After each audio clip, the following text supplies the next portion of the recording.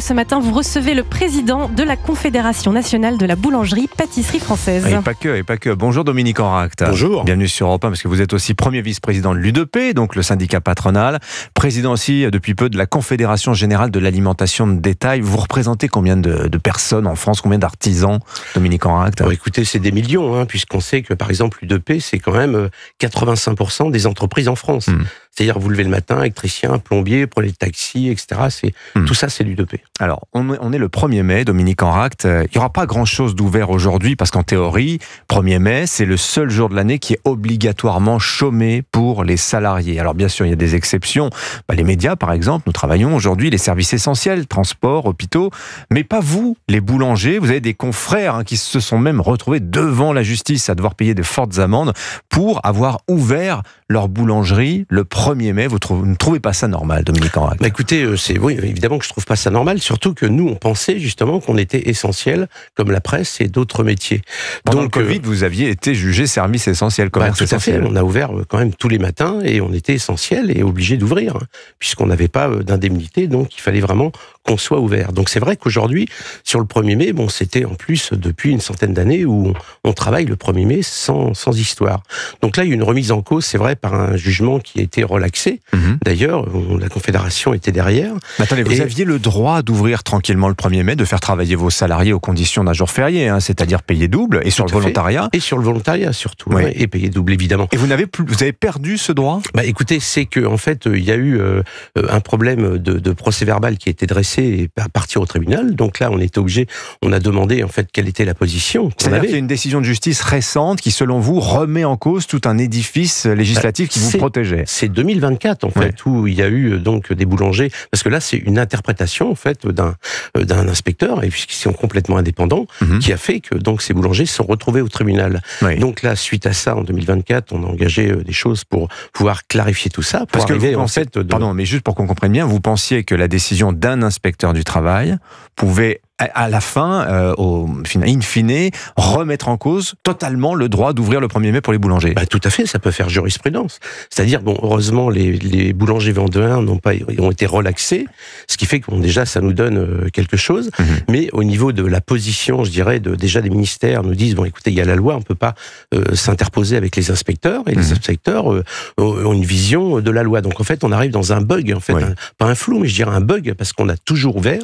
Et en fait, cette année, on est obligé de faire ouvrir sans employés.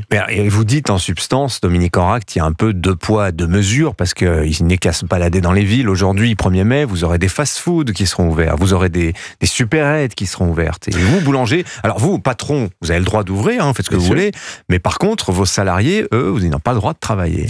Tout à fait, on a quand même 200 000 salariés dans la branche, 35 000 boulangeries, donc on est en moyenne à peu près à 7 salariés par entreprise. Donc évidemment qu'il y a des entreprises qu'on ne peut pas ouvrir sans salariés. Et ce qu'il faut savoir aussi, c'est que beaucoup de nos salariés veulent travailler parce qu'ils sont payés double. Et s'ils ne veulent pas, ils refusent, bien évidemment. Alors, vous avez saisi le gouvernement et les parlementaires pour clarifier la situation. Alors je dis vous avez saisi.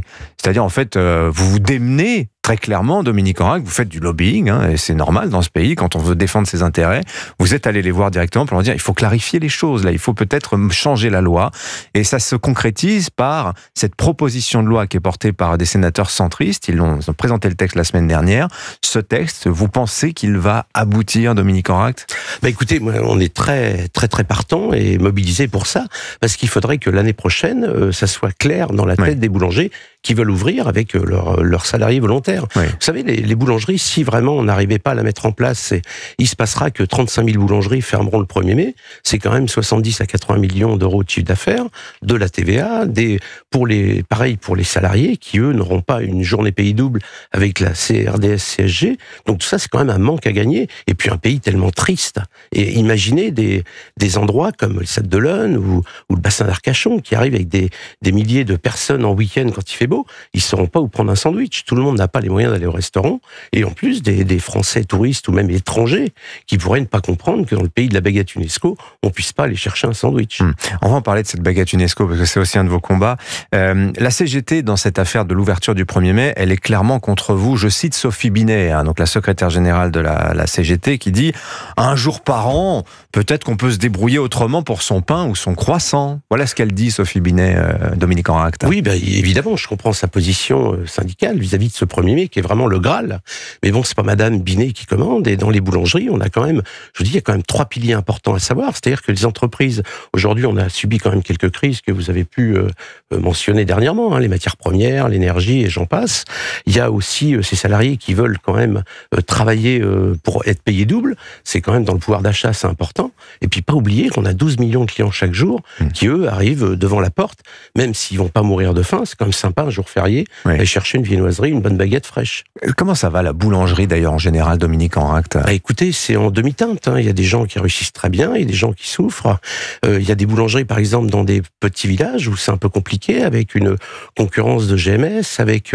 Grande et moyenne surface, hein, GMS. C'est ça, oui, tout à fait. Et puis aussi, c'est quand même ces charges qui montent, avec des boulangers qui sont pas habitués à augmenter les prix quelquefois contre leur gré. Donc c'est vrai que c'est un peu compliqué. Et puis des fermetures, c'est quand même 200 par an. 200 boulangeries qui ferment par mois, pardon. 200 par mois. 200 fermetures de boulangeries par mois et 250 à peu près ouvertures.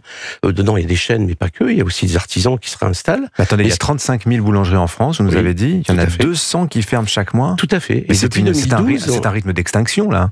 Pas un rythme d'extinction, parce qu'il y a des créations. Il y a beaucoup de, je vous dis, des chaînes, mais pas que. Il y a beaucoup d'artisans qui se replacent dans des endroits un peu mieux placés, etc. Qui bougent un peu pour des endroits où on peut stationner, etc. Qui se modernisent. Mais la boulangerie artisanale, vous pensez qu'elle est menacée aujourd'hui, Dominique Enracte?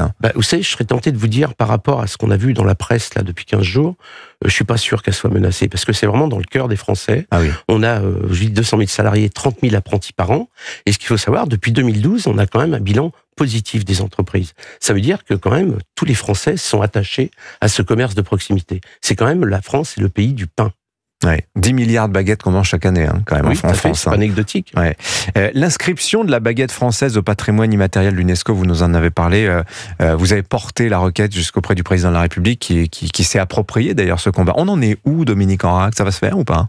Écoutez, elle est inscrite depuis 2022 au patrimoine culturel immatériel mondial de l'UNESCO. Je suis complètement dans les non, mais bon, c'est vrai que ça peut... Voilà, c'est inscrit et ça a été un véritable succès parce qu'on voit quand même la farine qui est exportée pour les artisans a doublé, donc ça veut dire qu'on a un véritable succès international. J'ai vu Audrey Azoulay me disait, écoutez, je fais pas un pays sans qu'on me parle de la baguette. Donc c'est vraiment un dossier de l'UNESCO qui a été important, très important pour le métier. C'est toujours du blé français dans la baguette française. On sait qu'il y a des problèmes de souveraineté alimentaire qui commencent à se poser en France. De votre point de vue de la boulangerie Écoutez, nous on a vraiment la souveraineté alimentaire. Nous, il n'y a pas de problème en boulangerie. 100% de blé français dans les boulangeries artisanales. Et aussi tous les produits qui sont à côté. Nos sièges sont en France. Donc c'est vrai qu'on est un modèle de RSE. Merci Dominique Enracte d'être venu sur l'antenne d'Europe 1. Je rappelle que vous êtes le président de la Confédération nationale de la boulangerie-pâtisserie française et donc on suivra le trajet de cette proposition de loi pour clarifier les choses pour les boulangers le 1er mai. Espérons, en tout cas c'est votre souhait, que l'année prochaine on n'ait pas à en parler. On n'ait pas à en parler à nouveau. Merci d'être venu sur Europe 1. Bonne journée.